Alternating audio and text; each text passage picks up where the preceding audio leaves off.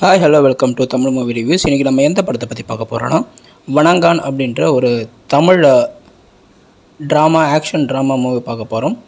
இந்த படம் வந்து பார்த்திங்கன்னா யார் டைரக்ட் பண்ணாங்கன்னா பாலா சார். அதாவது நம்மளோட தமிழ் டைரக்டர், முக்கியமான ஒரு டைரக்டர் பாலா சார் பண்ணியிருக்காரு. மியூசிக் டைரக்டர் வந்து ஜி பிரகாஷ்குமார் பண்ணியிருக்காப்புல. இது வந்து ப்ரொடியூசர் வந்து சூர்யா, பாலா, சுரேஷ் காமாட்சி இவங்கெல்லாம் பண்ணியிருக்காங்க. ஸோ இந்த படத்தில் கேஸ்டிங்ஸ் நம்ம பார்த்துடலாம். ரோஷினி பிரகாஷ் வந்து நடிச்சிருக்காங்க, அருண் விஜய் வந்து நடிச்சிருக்காப்புல, மிஷ்கின் வந்து நடிச்சிருக்காரு, சமுத்திரக்கனி நடிச்சிருக்காங்க, அப்புறம் இன்னும் நிறைய பேர் வந்து இந்த படத்தில் வந்து நடிச்சிருக்காங்க. இந்த படத்தோட கதை என்னென்னா, 2004 சுனாமியில் காணாமல் போன நிறைய குடும்பங்கள் இருக்கும். ஸோ அதில் உயிர் தப்பி பிழைத்த குடும்பங்கள்லாம் நிறைய இருக்கும். அதே மாதிரி அப்பா அம்மாவை இழந்த ஒரு சின்ன பையன், அதே மாதிரி வேறொரு அப்பா அம்மாவை இழந்த ஒரு சின்ன பொண்ணு. இவங்க ரெண்டு சுனாமியால் இவங்களாம் ஒரே வந்து பார்த்திங்கன்னா சுனாமி உடைய நிவாரண கேம்பெயின் மாதிரி சொல்லுவாங்க இல்லையா. ஸோ அந்த இடத்துல யாரெல்லாம் பாதிக்கப்பட்டாங்க எல்லாம் ஒன்றா ஒரு கேம்பெயின் மாதிரி இருப்பாங்க இல்லையா, அங்கே அந்த இடத்துல வந்து இருந்தாங்க. அப்போ வந்து அந்த சின்ன பொண்ணு வந்து சின்ன பையன் வந்து இன்னொரு சின்ன பொண்ணை வந்து தன்னோட தங்கச்சியாக ஏற்றுக்கிட்டு போவார். அவர் தான் அந்த சின்ன பையன் தான் அருண் விஜய். அருண் விஜய்க்கு வந்து பார்த்திங்கன்னா காது கேட்காது, வாய் பேச வராது. ஸோ ஒரு கிட்டத்தட்ட டஃப் அண்ட் டப், ஸோ ஊமை, காது கேளாத ஒரு ஊமை அவர். ஸோ அவர் வந்து என்ன ஆகுதுன்னா, அவருக்கு ஒரு வளர்ப்பு தங்கச்சி ஒருத்தி இருக்கா. அந்த தங்கச்சி அவர் வந்து வளர்த்து எடுக்கிறாரு. ஒரு கட்டத்துக்கு மேலே என்ன ஆகுதுன்னா, அந்த காது கேட்காத வாய் பேசாதவங்களுக்குலாம் வந்து பார்த்திங்கன்னா கோபம் ரொம்ப அதிகமாக வரும். ஏன்னா நாம் வந்து இயல்பாக நம்மளால் வந்து கோபத்தை வெளிப்படுத்த முடியும், வார்த்தைகளால் வெளிப்படுத்த முடியும். ஆனால் அவங்களால அது வந்து வெளிப்படுத்த முடியாததுனால அது இன்னும் வந்து கோபம் வந்து நேச்சுரலாகவே அவங்களுக்கு வந்து அதிகமாக வரும். ஸோ அதுதான் வந்து நிதர்சனமான உண்மையும் கூட. ஸோ அப்படி இருக்கிற ஒரு அருண் விஜய்க்கு வந்து பார்த்திங்கன்னா, அவர் வந்து கொஞ்சம் ஒரு மிருகத்தனமான கேரக்டர். அவர் முன்னாடி ஏதாவது ஒரு தப்பு நடந்துச்சுன்னா உடனே தூக்கி போட்டு 4 மிதிச்சிடப்போம், யோசிக்கலாம் மாட்டார்.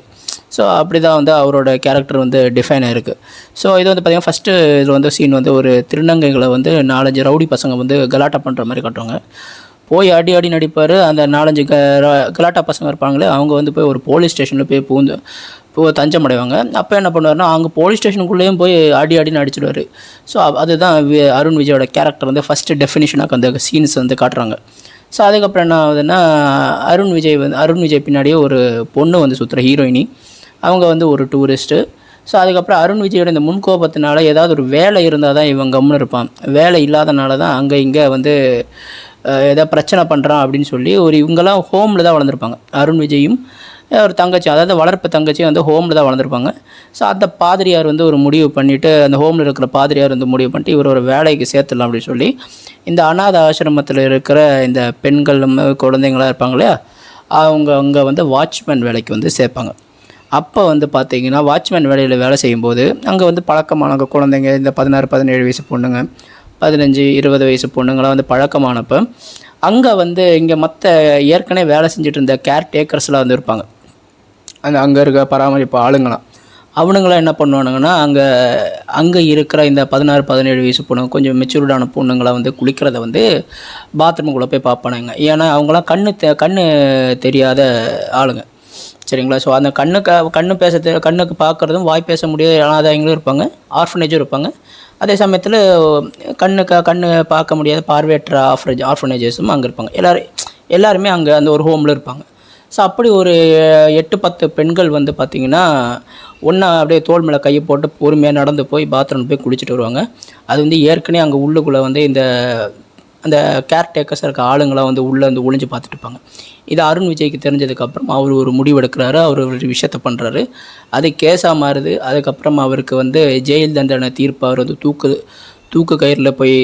தூக்கு கயிறில் ஏறினாரா, இல்லை அவருக்கு ஆயுள் தண்டனை கிடச்சதா, இல்லை அவர் வந்து விடுவிக்கப்பட்டாரா அப்படின்றது தான் மீதி கதை. ஸோ இந்த படத்தோட பார்த்திங்கன்னா உங்களுக்கு ஸ்டார்டிங் பாயிண்ட் வந்து ரொம்ப ஸ்மூத்தாக போகும். இது வந்து ரொம்ப பாலா படம் மாதிரி ரொம்ப இறுக்கமாக அப்படி எதுவும் இல்லாமல், இந்த படத்தோட முதல்ல பாசிட்டிவ் அண்ட் நெகட்டிவ் பார்த்துலாம். இந்த படத்தோட பாசிட்டிவ் வந்து பார்த்திங்கன்னா, பாசிட்டிவான விஷயமே வந்து பார்த்திங்கன்னா, பாலாவோட பழைய படங்கள் மாதிரி ரொம்ப இறுக்கமாக இல்லாமல் கொஞ்சம் லேசாக விட்ட மாதிரி நமக்கு தோணுது. அதுவே பெரிய விஷயந்தான். ஏன்னா இப்போ இருக்கிற டிப்ரெஷன் இந்த மாதிரி சிச்சுவேஷனில் நடுவில் இந்த மாதிரி ரொம்ப இறுக்கமான படங்கள் வராமல் இருக்கிறதே ரொம்ப நல்லதாக நாங்கள் நினைக்கிறோம்.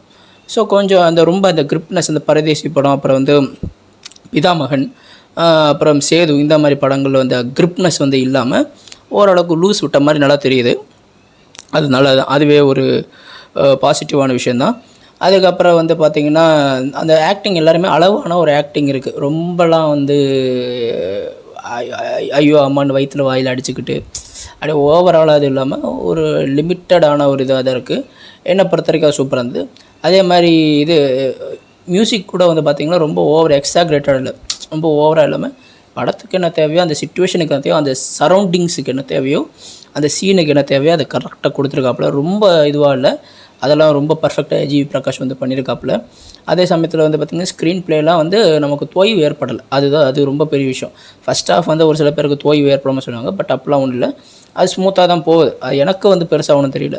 ஸோ அது வந்து ஸ்மூத்தாக அப்படியே நகர்ந்து போகுது, ரொம்பலாம் இல்லை. ஏன்னா நம்ம முன்னாடிலாம் பரதேசி படம்லாம் வந்து பார்க்குறப்பெல்லாம் வந்து நமக்கு ஒரு மாதிரி போர் அடிக்கும், சரிங்களா, எப்படா முடியும் அப்படின்ற மாதிரி. இது வந்து அப்படிலாம் கிடையாது, ரொம்ப ஷார்ட் அண்ட் கிறிஸ்பாக ஸ்வீட்டாக வந்து முடிச்சிருக்காங்க. சூப்பராக இருந்தது படம்.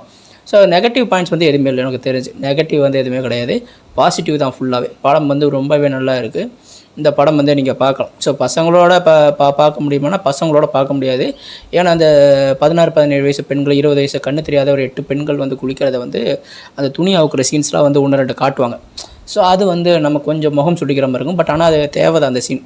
ஏன்னா அப்போ தானே தெரியும் என்ன சம்பவம் நடந்தது, எதுக்காக இவர் வந்து அந்த பார்த்தவங்களை வந்து பழி வாங்கினார், என்ன ஆச்சு அதுக்கப்புறம் அப்படின்ற மாதிரி ஒரு அது வரும் அடுத்த சீக்வன்ஸ்லாம். ஸோ அது வந்து தேவை தான். பட் ஆனால் சின்ன பசங்களை வந்து நம்ம இப்போ கொண்டு போக வேண்டாம். ஓடிடியில் வரும்போது சின்ன பசங்களை பார்ப்பாங்க, நான் இல்லைன்னு சொல்லலை. பட் தேட்டரில் எல்லோரும் முன்னாடி வச்சு சின்ன பசங்களை கொண்டு போய் சங்கூஜமாக பார்க்க வேண்டாம். நாளைக்கு தெரியாமல் ஓடிடியில் பார்க்குறத வேறு, பர்சனலாக பார்க்குறத விட அப்பா அம்மா முன்னாடி தேட்டரில் உட்காந்து பார்க்கும்போது அது வந்து வேறு. ஸோ அதனால் பசங்களை கொண்டு போனால் படம் வந்து மிக அருமையாக இருக்குது, ரொம்ப சூப்பராக இருக்குது. அது வணங்கான் அப்படின்னு சொல்கிறத விட இது மிகையான் ரொம்பவே நல்லா இருக்குது, ரொம்ப மிகுதியாக இருக்குது, ரொம்ப அதிகமாகவே நமக்கு சந்தோஷத்தை தான் கொடுக்குது. இதுதான் நாங்கள் எதிர்பார்க்குறோம் பாலா சார்கிட்ட. ரொம்ப இறுக்கமாக இல்லாமல், ரொம்ப லூஸாகவும், ரொம்ப கமர்ஷியலாகவும் இல்லாமல், ரொம்ப இறுக்கமாகவும் இல்லாமல், கரெக்டாக மாட்ரேட்டாக தேவையான விஷயத்த வந்து சொல்லியிருக்காரு. ஸோ என்னை பொறுத்த வரைக்கும் வந்து 5க்கு வந்து எப்படி சொல்கிற ஒரு 4.5 கொடுக்குறேன். 5க்கு வந்து 4.5 கொடுக்குறேன். தேங்க்யூ.